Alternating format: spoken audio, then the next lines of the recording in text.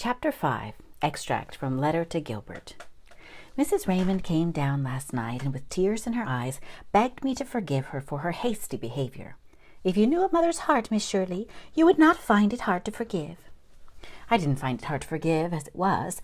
There is really nothing about Mrs. Raymond I can't help liking, and she was a duck about the dramatic club. Just the same, I did not say, any Saturday you want to be away, I'll look after your offspring. One learns by experience, even a person so incorrigibly optimistic and trustful as myself. Are you enjoying this audiobook? Please take a moment to hit the subscribe button for more videos like this, and please hit the like button. Those two things make a big difference for this channel, and I appreciate every single like and subscription. Thank you so much. I find that a certain section of Summerside society is at present very much exercised over the loves of Jarvis Morrow and Dovey Westcott, who, as Rebecca Dew says, have been engaged for over a year but can't get any four-eighter. Aunt Kate, who is a distant aunt of Dovey's, to be exact, I think she's the aunt of a second cousin of Dovey's on the other side, is deeply interested in the affair because she thinks Jarvis is such an excellent match for Dovey. And also, I suspect, because she hates Franklin Westcott, and would like to see him routed horse, foot, and artillery. Not that Aunt Kate would admit she hated anybody, but Mrs. Franklin Westcott was a very dear girlhood friend of hers, and Aunt Kate solemnly avers that he murdered her. I am interested in it partly because I'm very fond of Jarvis, and moderately fond of Dovey, and partly, I begin to suspect, because I am an inveterate meddler in other people's business. Always with excellent intentions, of course. The situation is briefly this. Franklin Westcott is a tall, somber, hard-bitten merchant, close and unsociable. He lives in a big, old-fashioned house called Elmcroft, just outside the town on the Upper Harbor Road.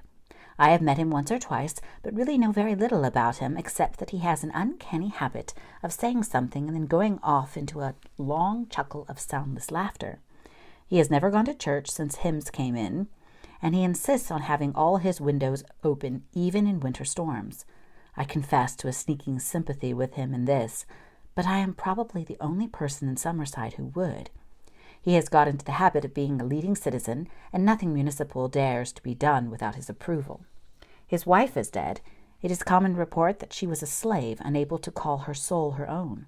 Franklin told her, it is said, when he brought her home, that he would be master. Dovey, whose real name is Sybil, is his only child, a very pretty, plump, lovable girl of 19, with a red mouth always falling a little open over her small white teeth, glints of chestnut in her brown hair, alluring blue eyes, and sooty lashes so long you wonder if they can be real. Jen Pringles says it is her eyes Jarvis is really in love with. Jen and I have actually talked the affair over. Jarvis is her favorite cousin. In passing, you wouldn't believe how fond Jen is of me, and I of Jen. She's really the cutest thing. Franklin Westcott has never allowed Dovey to have any beaux, and when Jarvis Morrow began to pay her attention, he forbade him the house and told Dovey there would be no more running round with that fellow. But the mischief has been done. Dovey and Jarvis are already fathoms deep in love. Everybody in town is in sympathy with the lovers. Franklin Westcott is really unreasonable. Jarvis is a successful young lawyer of a good family, with good prospects, and a very nice, decent lad in himself. Nothing could be more suitable, declares Rebecca Dew. Jarvis Morrow could have any girl he wanted in Summerside. Franklin Westcott has just made up his mind that Dovey is to be an old maid. He wants to be sure of a housekeeper when Aunt Maggie dies. Isn't there any one who has any influence with him? I asked. Nobody can argue with Franklin Westcott. He's too sarcastical. And, if you get the better of him, he throws a tantrum. I've never seen him in one of his tantrums, but I've heard Miss Prouty describe how he acted one time she was there sewing.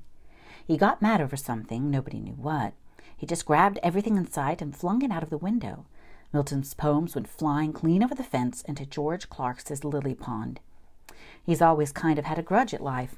Miss Prouty says her mother told her that the yelps of him when he was born passed anything she ever heard.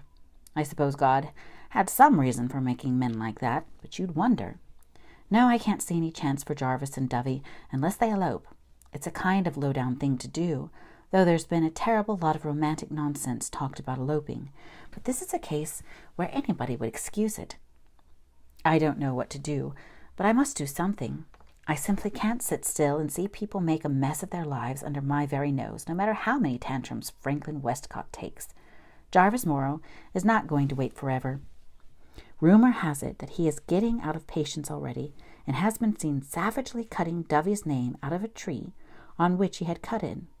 There is an attractive Palmer girl who is reported to be throwing herself at his head, and his sister is said to have said that his mother has said that her son has no need to dangle for years at any girl's apron string. Really, Gilbert, I'm quite unhappy about it. It's moonlight tonight, beloved. Moonlight on the poplars of the yard. Moonlit dimples all over the harbor where a phantom ship is drifting outwards. Moonlight on the old graveyard. On my own private valley, on the Storm King. And it will be moonlight in Lover's Lane, and on the lake of shining waters, and the old haunted wood and Violet Vale. There should be fairy dances on the hills tonight. But, Gilbert, dear, moonlight with no one to share it is just moonshine. I wish I could take little Elizabeth for a walk. She loves a moonlight walk. We had some delightful ones when she was at Green Gables, but at home Elizabeth never sees moonlight except from the window. I am beginning to be a little worried about her, too. She is going on 10 now, and those two old ladies have the least idea what she needs spiritually and emotionally. As long as she has good food and good clothes, they cannot imagine her needing anything more, and it will be worse with every succeeding year. What kind of girlhood would the poor child have?